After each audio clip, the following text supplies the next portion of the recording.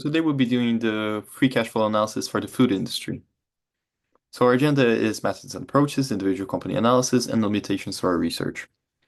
For our methods and approaches, we decided to use for 2018 to 2023 the usual free cash flow formula, in which we obtain the changes in net working capital by firstly getting net working capital by deducting current liabilities and cash from current assets, and then getting that from deducting the past value to the current value of net working capital.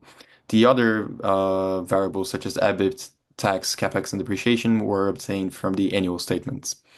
For 2025 to 2029, that got a little bit more complicated. So we decided to use a weighted average to calculate revenue growth rate and variable margins to estimate variables such as EBIT, EBITDA, capex, and so on. And we use that by getting data for over 20 years, from 2003 to 2023. So let's say we are calculating for EBIT at 2025.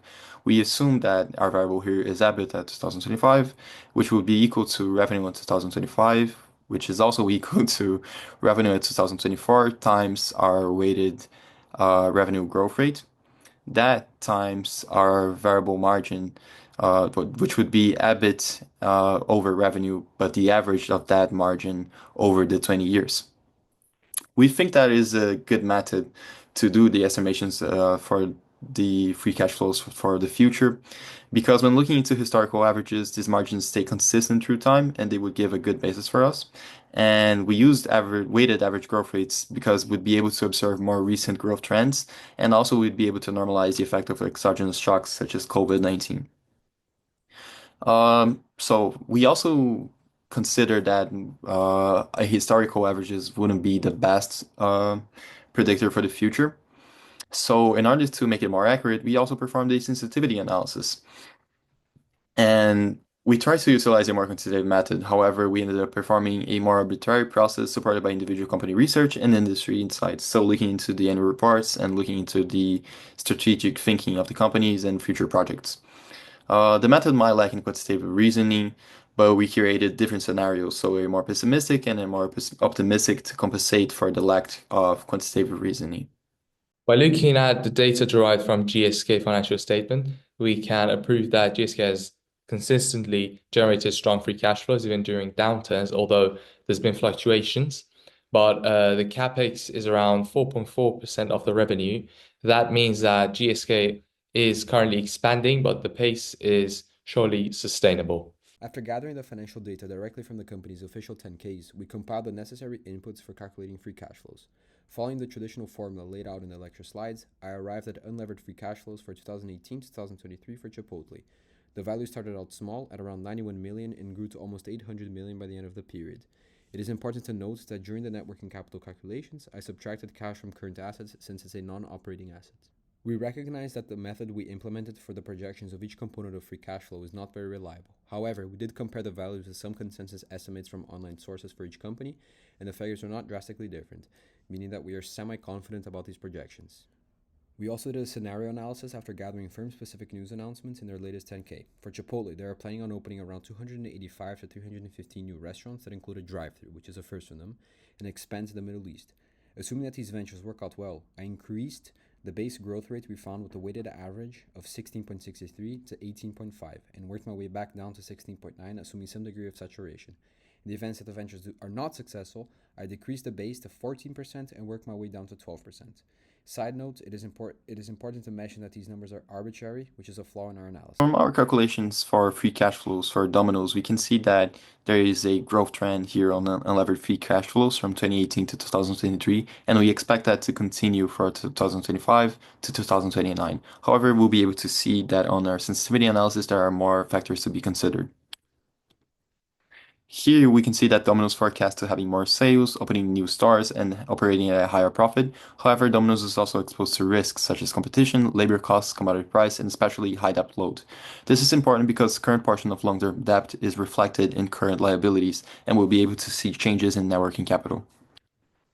So here in optimistic scenario, we consider that Domino's operates at a higher revenue growth, higher earnings before interest and taxes, and also can spend more on capital. But we can see importantly here on that even though those two scenarios have differences, we can see that their working capital is similar because we already have the value of debt that we reflected on current liabilities. If you look at the free cash flow of Starbucks, it is projected to have exceed of 5 billion by 2029, which is thanks to the revenue growth of more than 10% for each year and a stable capex outflow.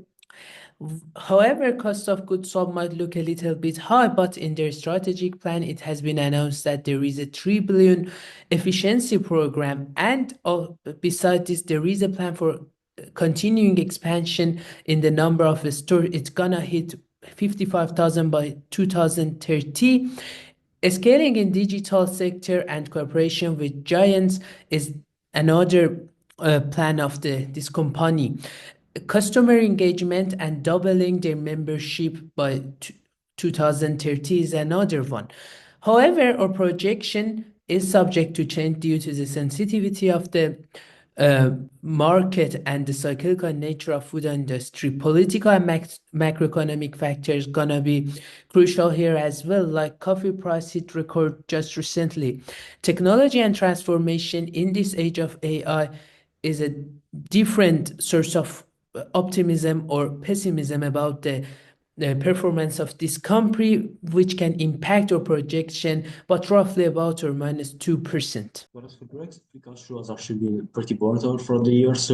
First of all, because of revenue, which has been significantly impacted by COVID-19. And secondly, because of the new factories which correctly open in 2026, which require significant investments, particularly between 2023 and 2025, therefore increasing capex and decreasing the free cash flow. However, after 2026, after it has fully recovered from COVID and the investments that we've been made, free cash flow is projected to increase significantly and constantly. Whereas for the most sensitive scenarios, from my particular case, would be revenue and capex. Revenue, because it will indirectly impact free cash flow by impacting the various level of profits, whereas capex is significant due to the investments that the company will be making between 2023 and 2025. Therefore, a slight increase or decrease between the figures projected in investments for impacting capex will directly impact the free cash flow of the business. Global Yum Brand Incorporation is a mature company owning KFC, Pizza Hut, Taco Bell, and Habit Burger Grill chains. It is projected to have a weighted average of minus 1% revenue change from 2025 to 2029. However, this is not the biggest red signal for stakeholders, since company's main focus is on efficiency metrics driven by AI and cost-cutting approaches indicated by cost of goods sold decreasing over time. By adjusting free cash flows for future NPV positive projects, free cash flows will be pushed up. However, this is not accounted for quantitatively due to the lack of data and mathematical obstacles. According to the sensitivity analysis of the sector, ISM Curve and National Restaurant Association signal positively on business cycles entering the growth stage. On a macro level, the general health of the global economy is a mystery, but the enhancement of the European supply chains due to the prospects of Russia-Ukraine ceasefire bears a lot of hope for the amplified growth of FCF for Yum Brands.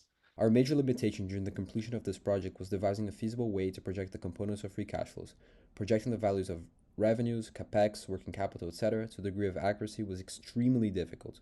Also, the further you go into the future, the less reliable each cash flow becomes, making any method questionable. Additionally, trying to apply the formula of free cash flow in practice made us run into some mathematical challenges. Another big drawback was the fact that some portions of the projections involved us having to use numbers that were purely arbitrary, making the approach lack technicality. Also, we tried using a time series approach, but it was not representative at all.